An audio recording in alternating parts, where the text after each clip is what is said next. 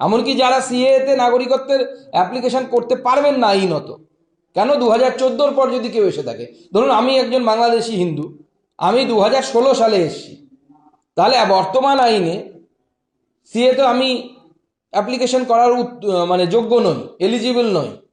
কিন্তু ভারতবর্ষের ফরেনার্স অ্যাক্টে পরিবর্তন করে এটা স্পষ্ট করা হয়েছে ভারত সরকারের তরফে যে আমি 2016, 18, 19, 20 আপ টু 24 অবধি যে কোনো সময় আসি না কেন, পাসপোর্ট নিয়ে আসি, বিনা পাসপোর্টে আসি, আমি যদি হিন্দু হই বা অন্য সংখ্যালঘু হই বাংলাদেশের, আমি ভারতবর্ষেই থাকবো। এবং ভারতবর্ষে থাকবেন মানে কি, অনন্তকাল ধরে তো আপনি বিনা নাগরিক হয়ে থাকতে পারেন, না না কাল আপনি নাগরিক হবেন। অতএব কারো চিন্তার কোনো কারণ নেই। আপনারা যা যা কাজ করছেন, কেউ চাকরি করছেন, তার যদি নাগরিকত্ব বা ভোটার লিস্টের সমস্যা হয়, কোনো সমস্যা নেই। আপনি নিশ্চিন্তে থাকুন, নিশ্চিন্তে কাজ। যে সিএ আইনে যেসব সম্প্রদায়কে ছাড় দেওয়া হয়েছে, বা বাংলাদেশে বা পাকিস্তানে বা আফগানিস্তানে যেসব সম্প্রদায়গুলো সংখ্যালঘু রয়েছে তাদের কিন্তু এখানে ছাড় দেওয়া হয়েছে। তো সেক্ষেত্রে যারা চাকরি করছেন, মনে করুন সিএর আন্ডারে পড়ছেন না, তারা হয়তো ভাবছেন আপনাদের বিপদ রয়েছে। তেমনটা কিন্তু নয়। আমি একটা নয়, এরকম অনেক ভিডিও আপনাদের বানিয়ে দেখিয়েছি, যেখানে আমি আপনাদের ডিটেলসে দেখিয়েছি, একদম নোটিফিকেশন, গ্যাজেট নোটিফিকেশন অবধি দেখিয়েছি যে আপনাদের কোনো ভয়ের কারণ নেই যারা 2024 সালের 31শে ডিসেম্বরের মধ্যে এসেছেন। এবার অনেকেই আছেন যারা কিন্তু 2014 সালের একদম পরেই এসেছেন, অর্থাৎ 2015 সালে।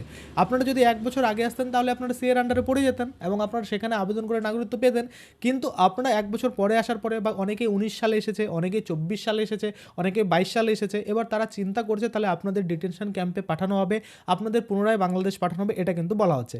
দেখুন এই ভিডিওটাতে ছোট্ট ক্লিপ হলো, মানে 1 মিনিটের একটা ক্লিপ হলো, কিন্তু এখানে অনেক কিছু বলে দিয়েছে। কেমন?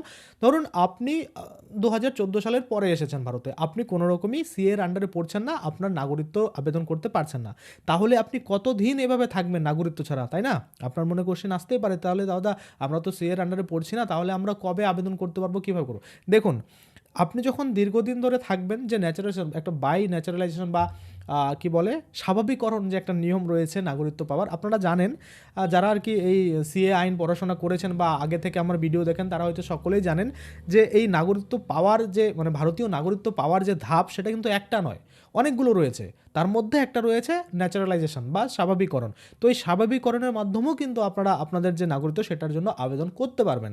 তাহলে সেটা কি সময় সাপেক্ষ, আপনাকে অপেক্ষা করতে হবে। এই যে স্বাভাবিকরণের মাধ্যমে আবেদন করতে গেলে একটা সময়সীমা উল্লেখ করেছে, সেই সময়সীমা আপনাকে এখানে কাটাতে হবে, তাই না? আপনি কোনো ইল্লিগাল কাজের সাথে যুক্ত নয়, আপনার নামে কোনো মামলা নেই, আপনার নামে কোনো মানে অবজেকশন নেই, সেক্ষেত্রে আপনি এলিজিবল হবেন, তাই না?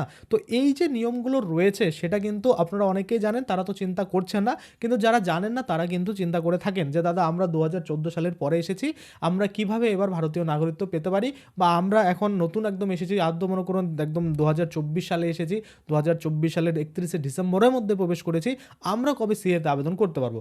দেখুন আপাতত সিএর যে কাট অফ ডেট রাখা হয়েছে সেই অনুযায়ী আপনারা সিএর আন্ডারে পড়ছেন না, কিন্তু পরবর্তীতে এই কাট অফ ডেট যে বাড়াবে না, বা নতুন কোনো অ্যামেন্ডমেন্ট বিল আসবে না, বা এই যে ফরেনার অ্যাক্ট রয়েছে সেগুলোতে কোনো আপডেট আসবে না, এমনটা কিন্তু নয়।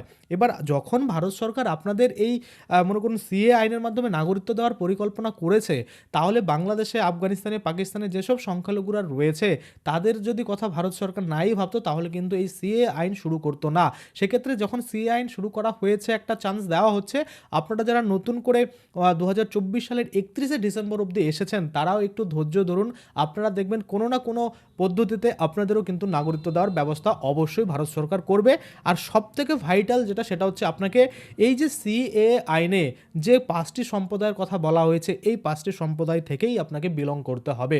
যদি আপনি বিলং করেন তাহলে কিন্তু আপনারা পাবেন। কারণ আমরা দেখেছি বাংলাদেশে বারংবার, মানে প্রত্যেক দিনই দেখা যায় যে যারা সংখ্যালঘু রয়েছে তাদের উপরে কিন্তু অত্যাচার হয়ে থাকে। সেক্ষেত্রে ভারত সরকার এই জিনিসটা দেখে এবং এই জিনিসটা মনে করুন ইগনোর না করে, তাদের জন্য স্বরাষ্ট্র মন্ত্রণালয় থেকে কিন্তু নোটিফিকেশনও, গ্যাজেট নোটিফিকেশনও কিন্তু জারি করে যে আপনারা যদি 2024 সালের 31শে ডিসেম্বরের মধ্যে পাসপোর্ট করে ভারতে আসেন, তারপরে ফিরে আর না যান, বা পাসপোর্ট ছাড়া অবৈধভাবে ধরুন কি বলে কাটার তার টপকে চলে এসেছেন, তারপরেও আর না গিয়ে থাকেন, আপনি যেভাবেই আসুন না কেন, আপনাকে আর কিন্তু বাংলাদেশে তাড়িয়ে দেওয়া হবে না।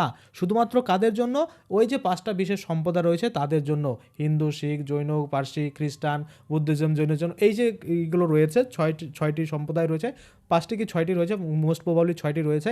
তো সেই 6টির কিন্তু কোনো রকম তাদেরকে ডিটেনশন ক্যাম্প বা ধরপাকড় বা তাদেরকে কিন্তু তাদের নামে অবৈধ কোনো কেলেঙ্কারি সেগুলো কিন্তু হবে না। কাদের নামে হবে? যারা অবৈধ অনুপ্রবেশকারী রয়েছে। এবার আপনারা বলবেন তাহলে অবৈধ অনুপ্রবেশকারী কারা?